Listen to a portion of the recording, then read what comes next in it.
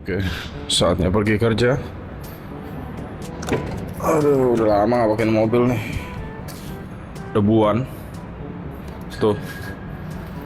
Soalnya keluar cuman buat cuci mobil doang, biasanya pakai mobil. Habis itu jarang pakai lagi. Soalnya manual. Jadi agak males buat dipakai. Kita panasin dulu. Joknya juga karbon bucket seat begini. Agak PR. Nah, kita sekalian kita pakai buang isi bensin sama cuci mobil. Kita panasin dulu. Oke, kita udah jalan on the way ke bengkel 38 menit. Nah, harusnya sih hari Senin ini harusnya nggak gitu macet sih. Makanya kita mau coba bawa mobil ini. Udah cukup lama nih nggak bawa mobil ini. Kayaknya lebih sering bawa Porsche nyobet dibanding mobil ini. Karena lately lebih sering keluar kota.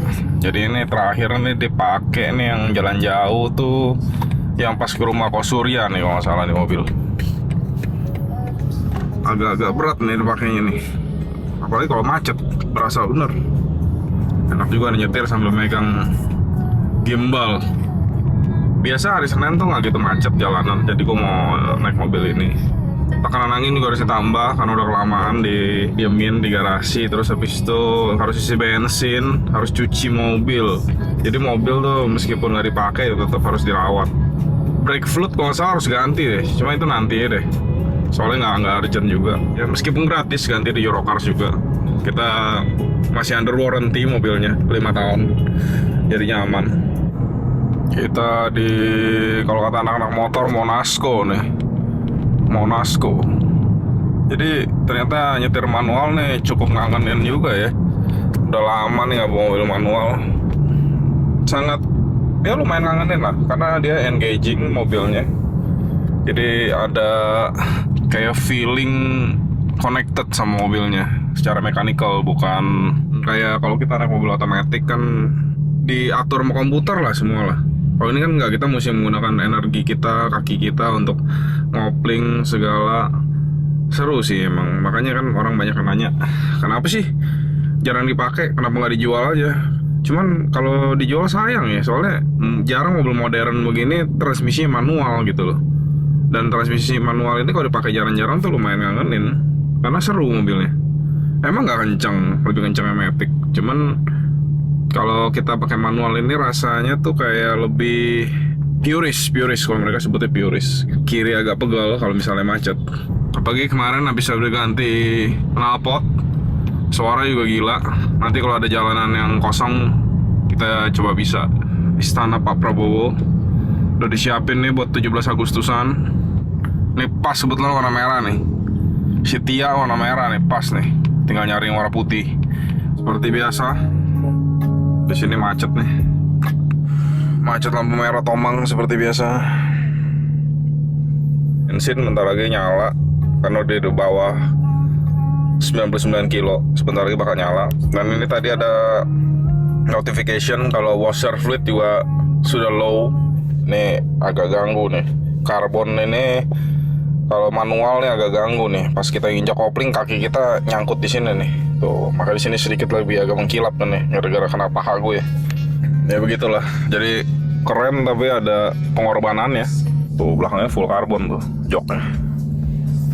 Jadi jok ini tuh option. Kalau misalnya kita beli di Eurocars sekarang harganya 450 juta kanan kiri satu set. Cuman untuk mobil yang manual ini Purist Edition dia dapat udah include jadinya di dalam package-nya dia. Kalau yang lu beli yang versi Matic, lu dapat jok yang biasa, yang comfort seat biasa. Ini kemarin nih gue udah di coding sama Ko Ivan. Jadi sekarang udah ada Sport Plus semua nih, di steering dan di brake. Kemarin nggak ada. Coba kita steering, kita hajar Sport Plus. Katanya steering Sport Plus ini di antara comfort dan sport sebenarnya rasanya. Gue juga lupa, soalnya kemarin terakhir tes kan di Bogor. Enaknya mobil ini tuh manualnya udah auto blip. Jadinya kita nggak perlu sibuk-sibuk Helento, karena dia akan Helento sendiri buat kita. Semua RPM dan perfect. Waktu itu nyobain F87 belum seperfect ini. di G87 benar-benar auto blip-nya ini, atau kita sebutnya gear shift assistant, itu benar-benar perfect, nggak bikin mobil jerky. Kita coba matiin, kita ngoper sendiri tanpa pakai gear shift assistant, itu ya pasti agak jerky lah pas lagi downshift. Ya ngirit waktu lah, karena kita harus fokus. Kalau Helianto itu kan kita harus fokus, agak gampang untuk dapetin yang perfect. Oke, kita di tol, posisi udah di Sport Plus sekarang. Cuma jalanan lagi agak padat, jadi kita belum bisa rasain suara knalpotnya. Oke deh, ini downshiftnya. Oh, dia punya rev match gila. Rev matchnya bener-bener gila BMW, top. Berpol rasa rev matchnya. Apalagi dari 3 ke 2 itu nggak gampang buat rev match. Kalau kita udah masuk Sport Plus juga berpolsnya juga berubah. Dia berpolsnya sangat agresif, enak. Udah lama gak denger suara knalpot di mobil. Biasanya naik EV nggak ada suara. Oke, sampai di pom bensin. Kita isi dulu SIM merah pertama turbo. Pom bensin seberang ref nih. Kita isi 300.000 doang, nggak usah terlalu banyak. Kita udah nyampe bengkel, agak mendung. Ntar sorean baru cuci mobil. Gila debunya. Debunya sih pol nih. Kita lagi ada Hilux baru, kita mau kerjain nih. Mau kita vlog dulu nih. Buka pintu, Ted. Gue di belakang ya. Baru nih, lagi develop file nih. Standarnya 220-an tadi. Waduh, kok naik gitu mobilnya? Racing bro. Nggak, mobilnya kok ngikatnya kurang kencang ya? Enggak. Bisa naik begitu mobilnya? Emang ya pasti itu harus ada maju gitu dikit sih, nggak apa-apa. Anjir, udah 280 Ted? Udah. Oke, busnya. Jadi standarnya berapa apa? 215? 215. Jadi 280 habis di tuning sama Teddy Rev. Downpipe-nya juga ganti. Ngerjainnya bench apa OBD? Harus bench. Harus bench ya? Itu yang repot tadi tuh. Oh. Berapa duit? 6,5. 6,5 juta harganya. Udah sama dyno. Hilux baru udah bisa. Karena kerjaannya lebih ribet. Iya, kerjaannya lebih nggak gampang, nggak bisa OBD doang. Nah, ini interior. Kita ngerjain yang OBD, waktunya ngerjain sama ini mobil itu kurang lebih bisa dapat mobil yang OBD 2 mobil. Speed limiternya udah hilang apa belum nih? Waduh. Ini smokeless juga, belakang lihat asapnya. Tembus kan nih? 195, 200, tembus. Masih mau naik kok, cuma dia RPM-nya naik. Oh, RPM naik, tapi Speedonya nggak gerak. RPM-nya naik, speedonya nggak gerak. Artinya speed limitnya udah hilang. Kebuka ya. Nah, ini depannya kayak gini nih. Agak sangar ya. Sipit matanya. 535 udah bisa digas lagi tuh. Yang kemarin ejakulasi. Ngecerot kemarin. Ngecerot, radiatornya muncrat mana-mana. Muncrat. Katanya mau multi orgasm lagi mobil. Jangan dong. Ini hasil dynonya tadi. Di standar 215. Ini kita lagi tadi di reset di R&D. Akhirnya ketemu di 280,72, torsi di 657. Torsi gede loh naiknya, dari 544 jadi 657. Mantap loh. Bus kurang lebih di 28 PSI. Kita review interiornya dulu nih.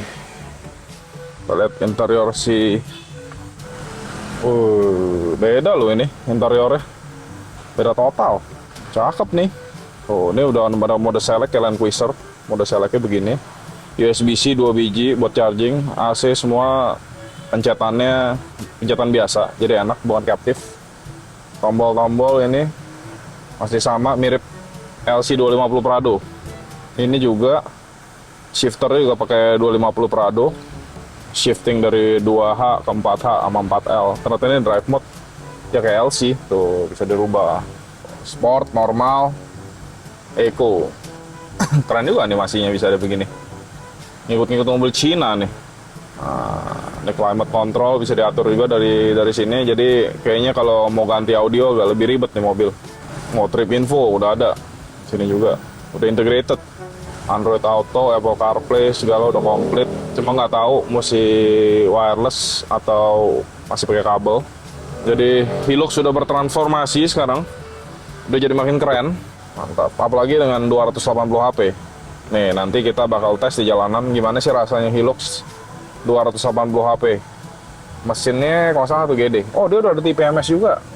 Wah, ini penting ini TPMS nih. Gue paling demen nih mobil yang bawaannya ada TPMS nih. Karena menurut gua ini sangatlah vital. Coba kita lihat. Dia ada menunya, ada apa aja nih. Oh, oke. Oke, setting. Siap. Ya, kurang lebih khas Toyota lah ininya. Progress bongkar dyno dashtek. Nah, kita cek dulu nyampe mana. Bobokannya udah nyampe sini nih. Berapa ini mas? Ke bawah? 75 cm. Mantap nih. Nih gawangnya udah siap buat dyno baru ntar. Kita lihat nih komedi lagi pada ngapain nih. Wih, kurang ngapain nih? Oh, Carter. Mantap, Den. Lama juga nih mobil. Mas Dede jadi mandor. Selanjutnya nih Ntar kita mau gas ini, Den. Pesan baru jadinya. pesan baru cari langsung pasang. Oh, mantap. Kita tes lagi. Jangan ngecrot lagi ya dia. Semoga aja nggak ngecrot lagi tuh. Emang kalau lihat ada apanya emang? Jadi yang bagian plastiknya itu dia udah getah sih materialnya. Oh, Wajar sih. ada Jimny Turbo seperti biasa.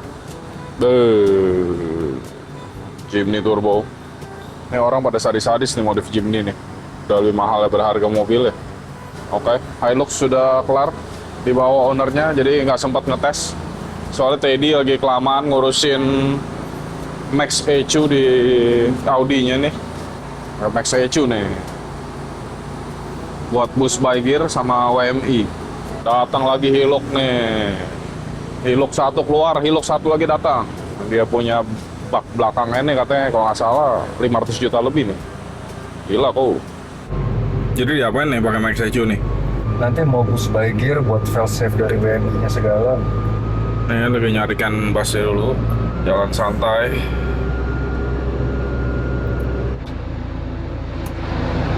Oke, kita lagi mau cuci mobil dulu.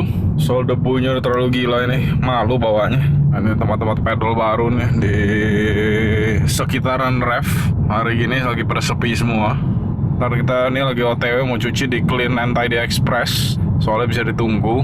Nggak, bukan cuci di sini. Biasa di sini, cuman kan mesti ditinggal ya, agak lama ya. Mager.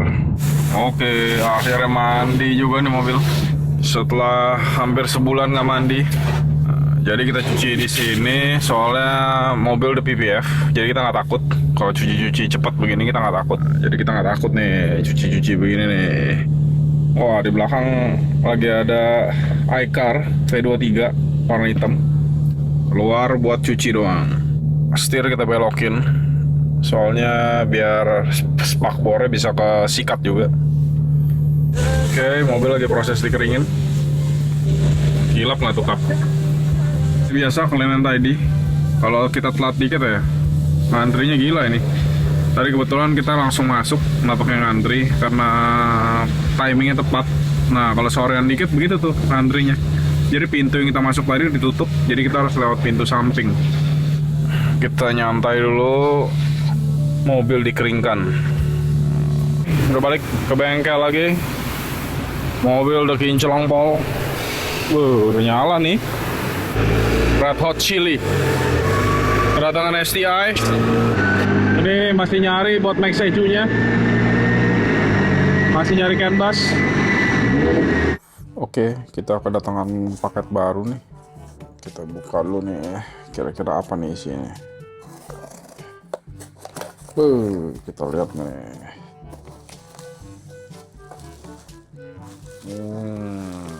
Kira-kira. Waduh. Kamera baru nih. Buat upgrade. Sesuai sama suhu kita obat. Suruh beli. Nah, ini kamera ini nih buat gantiin Osmo Nano gue. Kita unboxing dulu, masih green pill, segel. Kita buka dulu, paling satisfying nih. Pill kita buka, kita keluarin satu-satu. Oh, ini kamera ini. Oke, stiker.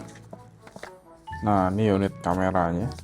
Jadi katanya Osmo Action 6 ini, kata Obet, paling pol, paling kuat, kebanting-banting semua aman, paling rugged katanya. Dan gambarnya sama Osmo Pocket 4 ngelawan nih. Low lighting katanya bagusan ini. Lensanya nih moment of truth. Ini agak bingung nih bukanya.